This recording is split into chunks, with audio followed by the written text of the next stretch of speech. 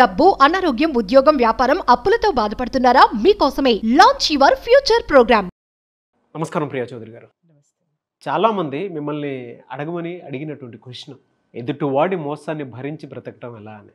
అది నాకు ఇన్స్టాగ్రామ్లో పెట్టినటువంటి వాళ్ళు చాలామంది ఉన్నారు. అంటే ఆ మోసాన్ని తట్టుకోలేక నేను చచ్చిపోదాం అనుకుంటున్నాను, నాకు ఏదైనా సొల్యూషన్ అన్నా ఇప్పించండి ప్రియా చౌదరి గారితో ఒక వీడియో చేయండి అని చెప్పేసి అడిగినటువంటి వాళ్ళు నెంబర్ ఆఫ్ పీపుల్ ఉన్నారు.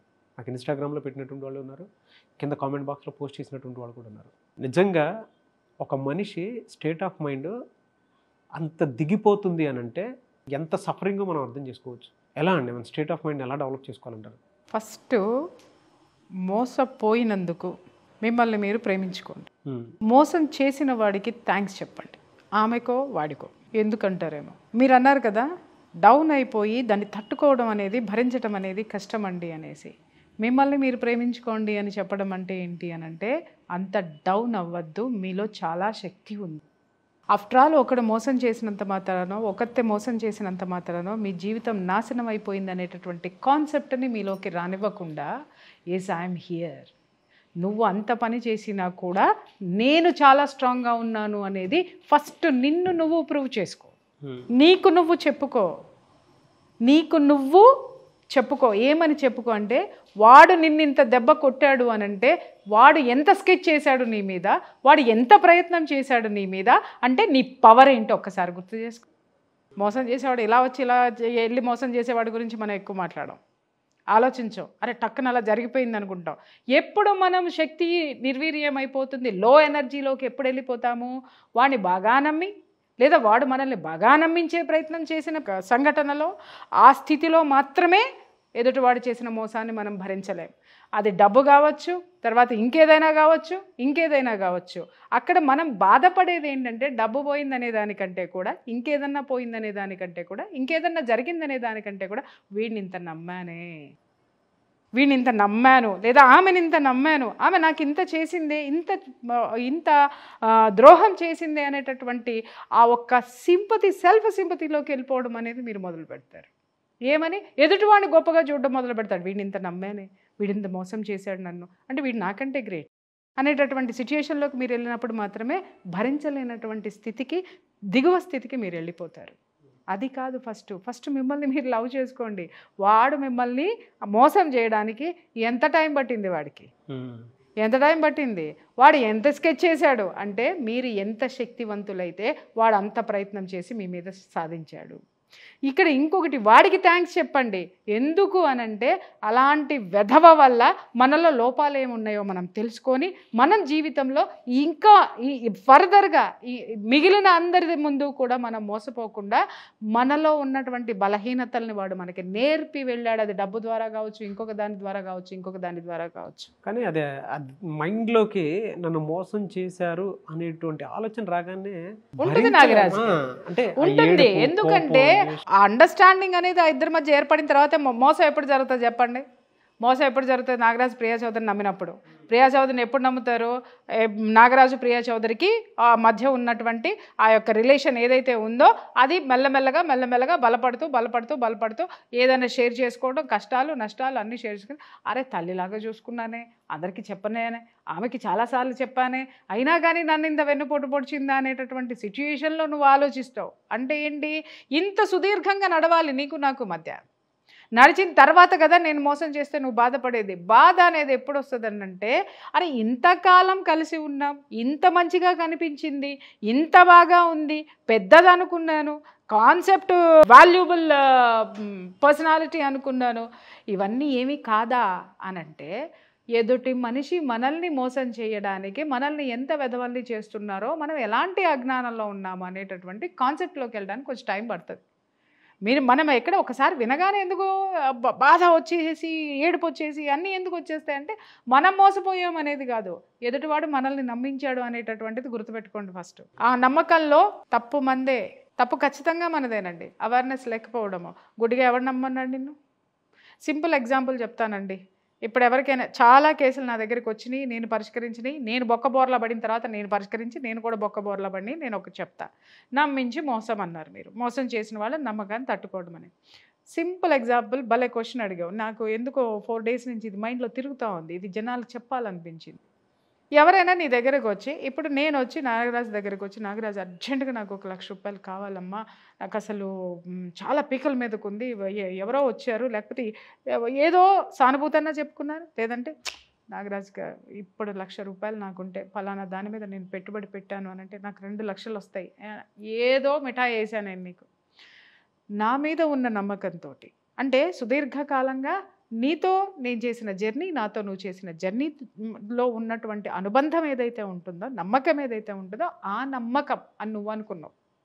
ఓకే, ఆ నమ్మకం మీద ఇమ్మీడియట్గా ఏం చేస్తావు, నీ దగ్గర లేవు, 1,00,000 రూపాయలు లేవు, నీ దగ్గర ఎంత ఉన్నాయి, 1,000-2,000 ఉన్నాయి, అవి సరిపోవు, కానీ నీకు 1,00,000 రూపాయలు ఇచ్చేవాళ్ళు ఉన్నారు, నీకు 1,00,000 రూపాయలు ఇచ్చేవాళ్ళు ఉన్నారు కాబట్టి గబగబా వెళ్ళిపో, ఏమండి ప్రియా చౌదరి గారికి 1,00,000 రూపాయలు కావాలండి అని అంటే వాళ్ళు ఏమన్నారు, పర్వాలేదే ప్రియా చౌదరి అంత గొప్పది మాకు బాగానే తెలుసు, కానీ ప్రియా చౌదరితో మాకు ప్రత్యక్ష అనుబంధం అయితే ఏమి లేదు, కానీ డబ్బులు ఇవ్వడానికి మేమైతే సిద్ధంగా లేము, నువ్వు చెప్పు, నాగరాజు అనేవాడికి కొద్దో గొప్ప కాస్త మార్కెట్లో వాల్యూ ఉంది కాబట్టి నాగరాజు జీతంలోనో లేకపోతే ఇంకా దేంట్లోనో మేము పిండుకోవచ్చు, కాబట్టి నువ్వు అడ్డం ఉంటావా చెప్పు, నేను ఇస్తాను అని చెప్పేసి అని వాళ్ళు అడగచ్చు. లేదు అని అంటే కష్టం అండి, ఎవరు నమ్ముతాం ఈ రోజుల్లో అని అవతల వాళ్ళు అనగానే టక్కన నాగరాజు ఏం చేస్తాడు అని అంటే, అయ్యో మేడం నాకు ఇంత ఇది ఉంది, మేడంకి మంచి జరుగుతుంది, మేడంకి మంచి చేస్తే ఆవిడ ఇంకా బాగుంటే నేను ఇంకా బాగుంటే, ఇలా ఏదో చెత్త ఆలోచిస్తాం కదా మనం. అయ్యో నేను హామీ ఉంటానండి, మీకెందుకు, నాది అసలు ఆవిడ ఎంత పర్ఫెక్టో మీకేం తెలుసు అని చెప్పేసి అని ఏం చేశారు మీరు, మధ్యలో సంతకం పెట్టారా, కేల్ కతం దుకాన్ బంద్ మీది. ఏమంటే డబ్బు మీ చేతి నుంచి నా చేతికి వచ్చింది లేదా అలా తిరుగుకుంటూ నా చేతికి వచ్చింది, డబ్బు తీసుకున్నాను, వెళ్ళిపోయాను, ఫస్ట్ నెల ఇమ్మీడియట్గా కట్టాను, కొద్దో గొప్ప కట్టాను, బాగుంది, 2వ నెల నాగరాజు కడతానమ్మా అన్నాను, 2 రోజులు లేట్గా కట్టాను, 3వ నెల వచ్చేసరికి చూస్తానమ్మా అన్నాను, అట్లా 11 నెలలు గడిచినాయి. ఈ 11 నెలల్లో ఏం జరుగుతుంది, నువ్వు కడతావు డబ్బులు వాళ్ళకి నీ దగ్గర ఉంటే, ఎందుకు పరువు నీది అక్కడ పోతుంది కదా, కదా నువ్వు కడతావు. లేదనుకో వాళ్ళ దగ్గర ఏం చేస్తావు, ఏమండి మీరు అస్సలు అధైర్యపడద్దు, పాపం అండి నా కళ్ళు ఎదురుగుండానే పెట్టుబడి పెట్టిందండి, లేదా నా కళ్ళు ఎదురుగుండా నేను చూస్తున్నానండి ఆవిడ్ని, కానీ ఆవిడ దగ్గర రావట్లేదు, వస్తే 10 నిమిషాల్లో ఇచ్చేస్తంటే వాళ్ళకి నీ మీద ఉన్న నమ్మకంతో 11 నెలలు గడిచినాయి, వాళ్ళకి ఓపిక చచ్చిపోయింది, వాళ్ళకి డబ్బులు స్ట్రక్ అయిపోయినాయి. ఇక్కడ నేనేం చేశాను, అప్పుడు వాళ్ళు వచ్చి నీ పీకల మీద కూర్చున్నారు, ఎక్కడో మోసం జరిగింది, అదేదో చేస్తుంది, దాని బాగానే మట్టసంగా డబ్బులు వస్తున్నాయి, అది దాచుకుంటుంది, వీడికి ఇవ్వట్లేదు, మనకు అసలు రావట్లేదు, ఏదో స్టోరీలు జరుగుతున్నాయి, లేదా ఇద్దరు కలిసి మోసం చేశారేమో అని చెప్పేసి అని వచ్చి నీ పీకల మీద కూర్చున్నారు. నా దగ్గరికి రారు, సంతకం పెట్టావుగా నీ దగ్గరికి వస్తారు, ఎందుకంటే నువ్వు వాళ్ళతో చదువుకున్నావు, నేను లేను. వచ్చి నాగరాజు మర్యాదగా డబ్బులు ఇస్తావా లేదా, ఇప్పిస్తావా లేదా, కడుతుందండి. ఎమ్మటే ప్రియా చౌదరి ఫోన్ చేస్తే, నాగరాజు నా సంగతి నీకు తెలుసు కదా, నా దగ్గర ఏదో మాట్లాడతా, మళ్ళీ చెప్పే ప్రయత్నం చేస్తారు. అలా 3వసారి వాళ్ళ ఇంట్లో వచ్చి కూర్చున్నారు, డబ్బులు నువ్వు కట్టు, ఆవిడ కట్టకపోతే అనగానే నాకు ఫోన్ చేశాను, నేను కట్టను, ఏం పీక్కుంటావు పీక్కు, అసలు నువ్వు నాకు ఇచ్చావు అనడానికి సాక్ష్యం ఏముంది, నువ్వు పెట్టావు సంతకం, నేను అడిగానా, నేనే అడిగా, కానీ నేను అడిగానా, నీకు అంత దోలు ఉంది, నువ్వు పెట్టావయ్యా, నాకేం చేయమంటావు, అదేంటి మేడం అంత కష్టంలో ఉన్నారన్నారు కదా, అందుకే కదా నేను పెట్టాను అని అంటే, అవును అప్పుడు అడిగాను, అప్పుడు నా అవసరం అది, ఇప్పుడు ఇది, నన్నేం చేయమంటావు, ఇది మామూలే, అర్థమైందా. లేదనుకో నిన్ను ఇంకా ఏమార్చడానికి ఏం చేస్తాను అని అంటే, నాగరాజు నువ్వు అస్సలు టెన్షన్ పడకయ్యా, నువ్వు అస్సలు వద్దు, ఫలానా వాడికి ఇప్పుడే ఒక ఫైనాన్సర్తో మాట్లాడొచ్చాను, 5 రూపాయల వడ్డీకి తెచ్చి నీకు ఇచ్చేస్తాను అనేటటువంటి స్టోరీలు ఇంకా చెప్తాను నేను. ఇక్కడ వాళ్ళు ఏం చేస్తారు, నీ ఎనర్జీని తాగేస్తూ ఉంటారు. నాగరాజు ఎక్కడ, మీ ఆవిడికి ఫోన్ వెళ్తుంది, నీకు ఫోన్ వెళ్తుంది, మీ ఆఫీస్లో వాళ్ళకి వెళ్తుంది, ఇంకెవరికన్నా వెళ్తుంది, మొత్తం భ్రష్టు పట్టిపోయేది ఎవరంటే నాగరాజు నెల నాగరాజు డబ్బులు ఇప్పించాడు, కానీ ఇక్కడ ఏమవుతుంది, నాగరాజు మోసం చేశాడు వాళ్ళని. ఎంత సఫర్ అవుతున్నారండి ప్రాబ్లం తోటే, నంబర్ ఆఫ్ పర్సన్స్. నేను సాక్ష్యం అండి, లక్షలు నేను ఇప్పించి తర్వాత పీకుతా, నిజం అది జరగటానికి ఇది అవడానికి నేనే సాక్ష్యం, ఇది నిజం.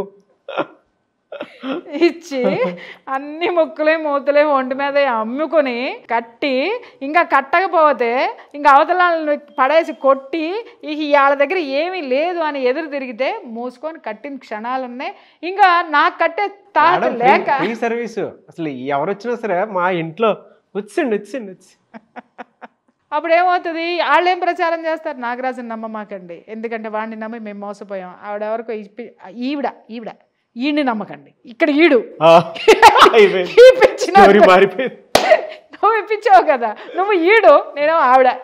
ఎందుకంటే ఈవిడ దాకా వచ్చే శక్తి లేదు వాళ్ళకి, ఎందుకంటే వాళ్ళకి అనవసరం. ఎందుకంటే ఆవిడతో పెట్టుకుంటే ఏం చేస్తుంది, ఎందుకు వచ్చింది కర్మ, లేకపోతే వాళ్ళతో మనకెందుకు, మనవాడు ఈడు కదా అని చెప్పేసి అని భ్రష్టు పట్టిపోతాం, పక్కన ఇదే అవుతాం. ఇక అన్నీ వినేసిన తర్వాత నీకే ఒళ్ళు మండి నా ఎదుర్కొనేది, ఏంటి మేడం ఏంటి సంగతి, మిమ్మల్ని నమ్మి నేను ఇచ్చాను, ఎలా పడమంటారు, ఒక్కసారి అర్థం చేసుకోండి, మనిషి అన్న తర్వాత ఇన్నిసార్లు భరించాను, ఇంకా నా వల్ల కాదండి అని అనగానే అప్పుడు నాలో ఉన్నటువంటి అసలు స్వరూపం బయటకు వస్తుంది అనమాట. లేవు, ఏం చేయమంటావు, లేవు నా దగ్గర లేవు, ఇస్తా, నా దగ్గర ఉన్నప్పుడు ఇస్తా, వచ్చి తీసుకెళ్ళి. లేదండి వాళ్ళు చేసుకోమ్మను, ఏం చేసుకుంటారో చేసుకోమ్మను, తెగిడిసేసిన దానికి తెడ్డేదన్నం అన్నట్టు ఎవరేం చేస్తారు. ఎలా అండి మరి మీరు దీన్ని క్షమించి పక్క వదిలేసినా ఇంకంతేనా? తప్పు. ఇక్కడ ఒకటి ఏంటంటే 2 పాఠాలు మనం నేర్చుకోవాలి. ఒకటి ఏంటి అనంటే, ఎవరైనా మన దగ్గరికి సహాయం వచ్చినప్పుడు ఆ సహాయం ఎలాంటిదో ఒకసారి అర్థం చేసుకోండి, దాంట్లో జెన్యూనిటీ ఉందా లేదా. ఎవడో తీసుకెళ్ళి వ్యాపారం చేసుకుంటాను అనంటే నువ్వు మధ్యలో ఉన్నావు అనంటే అది వ్యాపారం గాల్లో దీపం. వాడు ఇంతకుముందు వ్యాపారాలు చేసి సచ్చింది ఉండదు, లేదా వ్యాపారం చేసి ఆల్రెడీ 1 కోటి రూపాయలు నష్టపోయినాడే నీ దగ్గరకు వస్తాడు. వాడికి నిజంగా ఇక్కడ ఒక్కటే చెప్తున్నాను, అందరూ గుర్తుపెట్టుకోండి, ఎవరైనా ఒకళ్ళ దగ్గరకు వచ్చి డబ్బులు పలానా వాళ్ళకి ఇవ్వండి అని కనుక అడిగారు అనంటే, వీడికి మన దగ్గరకు వచ్చి ఇప్పించండి అని అడిగారంటే వాడికి మార్కెట్లో వాల్యూ లేదని అర్థం. అర్థమైందా? అది ఏ సహాయమైనా సరే మార్కెట్లో వాడికి వాల్యూ లేదని అర్థం. నేను ఫైనాన్షియల్ అంటే అందరికీ అంటుతుందని అది చెప్పాను నేను. అందరు బాధితులే ఉంటారు, చాలామంది ఉంటారు కాబట్టి చెప్పాను నేను. ఏదైనా నీ దగ్గరికే పరిగెత్తుకొని వచ్చి నా దగ్గర చాలామంది వస్తారు, ప్రియక్క నువ్వు తప్ప మాకు ఎవ్వరు లేరు ప్రియక్క అనేసేసి ఇట్లా పట్టేసుకొని, ప్రియమ్మ నువ్వు తప్ప ఎవరు లేరు అని చెప్పేసి అని. నాకు నిజంగా చెప్తున్నాను కదా, నేను ఎన్నిసార్లు మా లాయర్లతో కానీ మా అడ్వకేట్లతోటి డాక్టర్లతో ఎవరితోనైనా ఎన్ని బూతులు తిట్టించుకున్నానో నాకే తెలుసు. బూతులు అంటే పాపం వాళ్ళు ప్రేమతో తిడతారు, వేరే నాకు కూడా తెలుసు. వస్తే కౌన్సిలింగ్కే రండి అంతే. మేము వేసేసుకొని అమ్మా మనం తప్పితే అసలు మా అని బాహుబలిలాగా ఇలా కండలు చూసేసుకొని ఇలా చూసేసుకొని పోతే, అది అయిపోయిన తర్వాత పని అయిన తర్వాత వెనక్కి కూడా తిరిగి చూడరు. ఏంటంటే మాట్లాడతారు, అబ్బా భలే విచిత్రంగా ఉంటాయి. వీళ్ళేనా మన ముందు చేతులు జోడించి మన కాళ్ళ దగ్గర కూర్చున్న క్యారెక్టర్లు ఇవేనా అనిపిస్తుంది. అంటే మన శక్తి ఖర్చు అయిపోతుంది, మన డబ్బు ఖర్చు అయిపోతుంది, మనకి పలుకుబడి ఖర్చు అయిపోతుంది, అన్నీ వాడేసేసుకుంటారు. వాడేసుకుని వాడు ఎదిగిన తర్వాత వెనక్కి కూడా తిరిగి చూడడు. పని అయ్యేంత వరకు మనం దేవుడు, పని అయిన తర్వాత ఎవరని చెప్పు, నీ పేర్లు అంటే నీ పేర్లు పెట్టుకోవచ్చు, ఎవరమో తెలియదు, భలే చెప్పు, ఎవరమో తెలియదు. పని అయ్యేంత వరకు దేవుడు మాయమైపోతాడు. చూసావు, దేవుడు దాని దుంపదగాళ్ళ పని అవ్వగానే మళ్ళీ దేవుడు మాయమైపోతాడు. అసలు మనమే అంటే దేవుడు మాయమైనట్టు మనం మాయమైపోతాం. Life lesson. సో అప్పుడు మనకు అనిపిస్తుంది అన్నమాట, అరే వీళ్ళ కోసం మనం ఏం చేశాము అని బాధ, సుడులు తిరుగుతుందండి బాధ. ఎందుకు సుడులు తిరుగుతుందో చెప్పమంటావా నాగరాజు? మనము వాళ్ళకి హెల్ప్ చేసే విషయంలో, వాళ్ళని నమ్మే విషయంలో మన సంసారాన్ని నెగ్లెక్ట్ చేస్తాం, మనల్ని మనం నెగ్లెక్ట్ చేస్తాం, మన డబ్బు ఖర్చు పెడతాం, వాళ్ళకి ఇవ్వాల్సినంత మర్యాద వాళ్ళకి ప్రపంచం ఇచ్చేదానికంటే మనం ఎక్కువ వాల్యూ ఇస్తాం.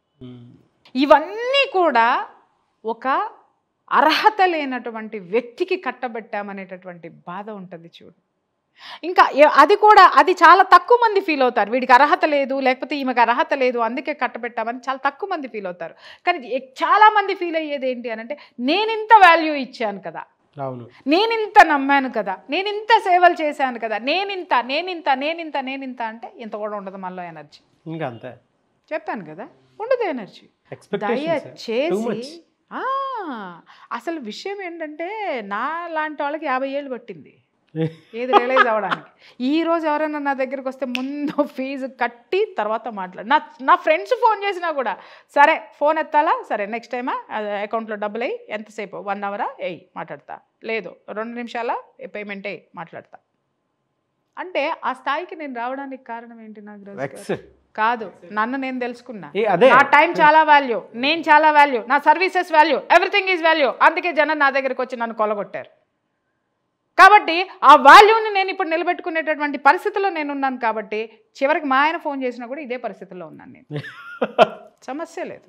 ఎందుకనంటే ఎందుకు ఇవ్వాలి ఫ్రీ సర్వీస్? ఎవరికైనా ఎందుకు ఇవ్వాలి ఫ్రీ సర్వీస్ చెప్తున్నా. నీకు ఒక వాల్యూ ఉంది, నువ్వు ఒక మనిషిగా నీకు ఒక వాల్యూ ఉంది, నీకంటూ నీకు వాల్యూ ఉంది.